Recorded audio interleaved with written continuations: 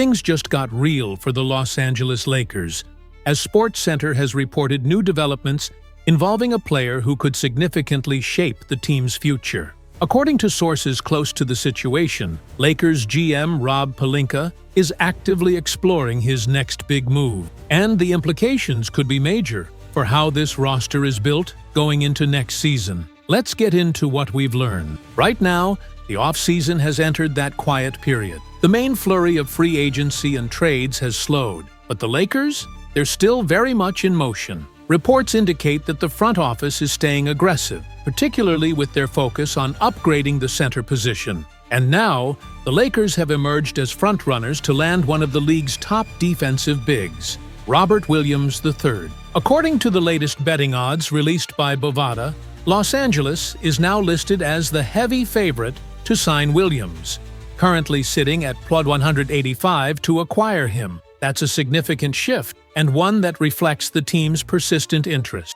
Williams, of course, has been connected to the Lakers several times before, both during the last trade deadline and earlier this summer. At that time, there was real traction surrounding a potential move. LA was reportedly willing to offer a package that included Dalton Knecht, a 2030 pick swap, and a 2031 first-round pick, showing just how serious they were about shoring up the center position. Coming into this offseason, most insiders expected that the Lakers would try to land a starting-caliber big via trade, maybe someone like Nick Claxton or Walker Kessler. But when they pivoted to signing DeAndre Ayton and bringing in Marcus Smart through the buyout market, it gave them a unique advantage. They managed to upgrade without giving up key assets. That's a critical point here. The Lakers still have all their picks, their expiring contracts, and room to maneuver. Few teams in the league can say that right now, and that flexibility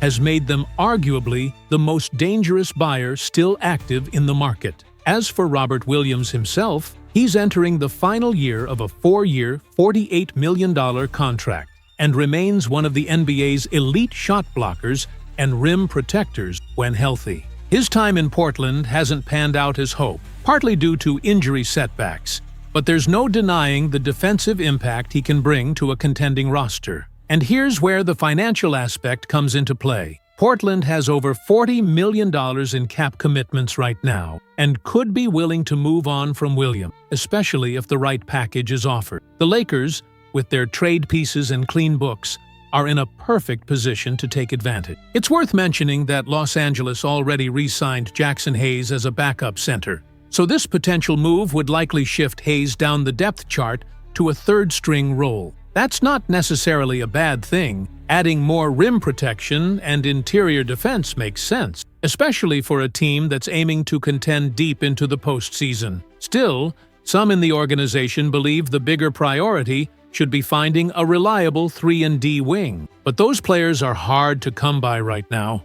Names like Andrew Wiggins and Herb Jones were floated earlier in the summer, but Wiggins appears locked in with Miami, and Jones is staying put in New Orleans. So this is the dilemma. Do the Lakers go all in on adding Robert Williams now, or wait for a better wing option to shake free? And what do you think? Would acquiring Williams be the right move, or would it be smarter to hold out for a perimeter defender instead? At this point, the general consensus around Rob Pelinka's strategy appears clear. He's not likely to make a move for someone like Robert Williams unless he's convinced it will either push the Lakers into true championship contention, or unless the market for 3-and-D wings dries up completely. In other words, this is a fallback option only if no better opportunity presents itself. Remember, the main asset package the Lakers have kept in their back pocket includes Dalton Knecht and a 2031 first-round pick. That's been widely reported,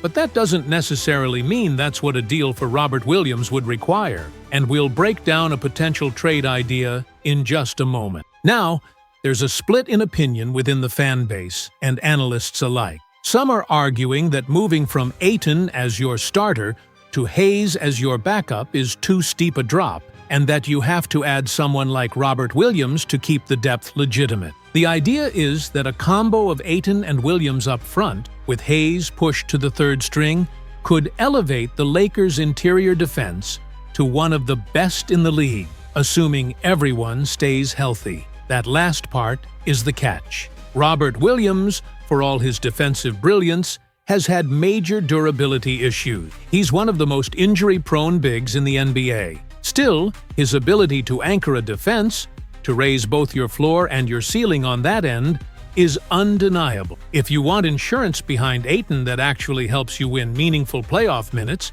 it makes sense why this is being explored. One trade proposal that's been floated recently includes Robert Williams heading to LA in exchange for Maxi Kleber, Dalton Knecht, and a 2032 second-round pick. And when you break it down, this actually lines up financially and makes sense on several levels. Kleber's contract helps match salaries, and while the Lakers had interest in what Knecht could become, it's not clear he's going to earn a rotation role this season under J.J. Redick. In fact, recent internal evaluations reportedly no longer consider him a first-round asset. So, giving up Kleber, a second-rounder, and a prospect they may not fully believe in for a high-upside defensive presence in Williams, that's a move worth considering. Crucially, this deal wouldn't require the Lakers to give up their coveted first-round pick. So here's the real question. Is it worth cashing in some of your depth to upgrade a position that's already moderately stable? Hayes has been healthy and productive, but Robert Williams has the chance to be elite defensively if, and again, if he can stay on the floor. From a roster-building perspective, it makes sense, too. You're not just getting a better backup big, you're setting up insurance in case Ayton gets hurt or can't carry the full load. And you're increasing your versatility with 3 capable centers. That's the kind of depth contenders dream of. And if Williams were to miss time, you still have Hayes. The Lakers aren't mortgaging their season if the injury bug strikes again. It's a calculated risk, one that balances upside with responsible depth management. The bigger picture, though, is this. If the Lakers were going to land a high-level 3-and-D wing, the move probably would have happened already. Guys like Herb Jones are staying put. Wiggins seems committed elsewhere. There aren't many elite wings available on the market right now, so instead of waiting indefinitely, this might be a smart way to improve another area that matters just as much: interior defense. And for those wondering, yes, the Lakers have a history of involving key players, even stars, in these conversations. Remember last season, the Lakers reportedly consulted with Luka Doncic before making moves involving Mark Williams. That input shaped their short list of targets. While Robert and Mark Williams aren't the same player, the organization's approach seems consistent: collaborate internally, then strike when value presents itself. Now, Robert Williams has only played in 26 games over the last 2 seasons, which is obviously a red flag. But for what the Lakers would be giving up, a mid-tier veteran, a second-round pick, and a prospect they may not fully trust, the upside is very real. You're not betting your season on him. You're reinforcing your team with a specialist who could unlock another level defensively. And again, if the Lakers can't find the right point of attack defender to plug into the perimeter, why not invest in someone who can control the paint